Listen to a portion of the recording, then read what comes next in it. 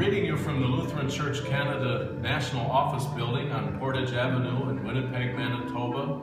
I'm Pastor Robert Bugbee. I've served as president of Lutheran Church Canada since 2008, and I'm greeting you actually from the room that we call the Chapel of Christ the Servant. I was sketching for my Missouri friends today a little bit of the background of our church in this country.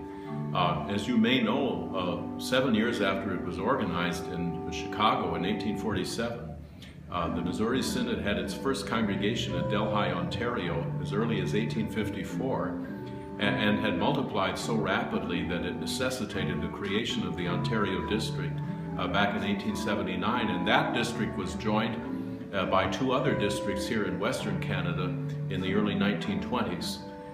These districts then, in the late 1980s, ended up asking for a release from the Synod so that they would be able to form an autonomous, self-governing partner church, which began its operations on January 1 of 1989. So, you know, we're already into our 26th, 27th year of doing this kind of work. The truth is, of course, in terms of the way we're structured, even though we're a lot smaller than our American friends, you'll find Missouri Synod DNA all through us, and I think also in terms of theology and a proclamation, these kinds of things.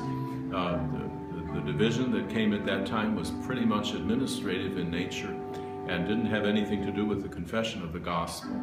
We're finding out more and more as time goes on, as we work in various world areas, as our American friends do, that our interests, while they're not identical, do overlap in a lot of areas, and so we really appreciate the chance to have the kind of consultations that we're going through today, and want to wish all of you every good blessing on your work, and this is especially for those that are celebrating the Lenten season in congregations.